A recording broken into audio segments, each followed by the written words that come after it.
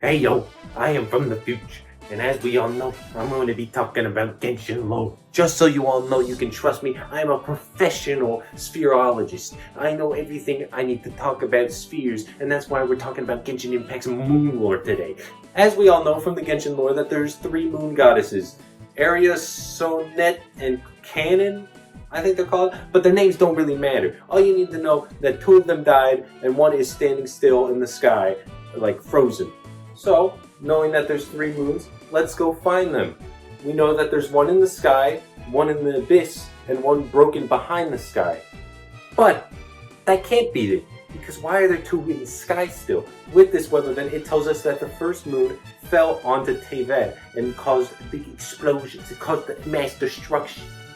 So that means the 3rd moon has to be somewhere lying on the floors of teyvat and not in the sky. And so what you would assume to be the case, which is the one behind the sky, to be the first one that shattered, is actually the one that's supposed to be standing still and just eternity. So where is the one that fell on teyvat? What is the explanation? Where is this moon? We'd probably see it by now, or we'd see something similar. I think that the moon has to be either the sky pillars that we see in Dragonspine and the Chasm, or it could be the rocks that cause the Jade Chamber to float in the sky. Why I think it's the sky pillars, it could also relate to Celestia. Why could Celestia float so high? Because of the power of the moon that fell onto the earth, or teyvat. So, now that we have all 3 locations of the moon, what is the fake one? Obviously, it's a fake one, probably veiled by Celestia to make us forget about the moon, to make us not think about it, not think too hard about it.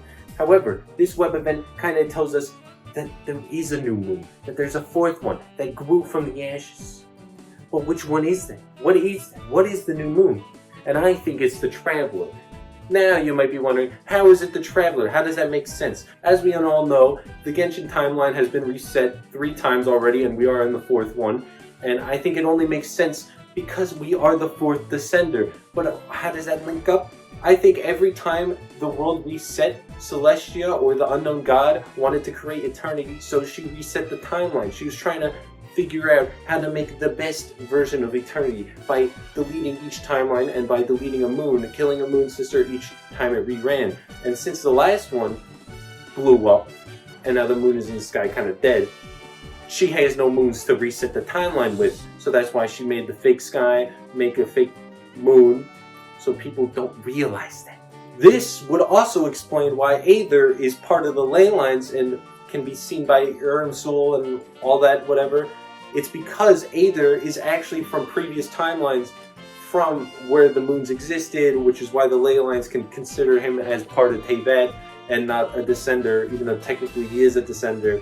But why we, being the 4th descender in the 4th timeline, are not seen whatsoever and can't be, connected to them. And since this is a timeline where no moons exist currently, us being the Traveler, being named after light, or to illuminate, whatever, we are the next moon. We are the moon that continues fate. We are the thing that moves forward. We are the end of this eternity of resetting the timeline. This is the last run for Celestia. So that means whatever happens now, happens forever.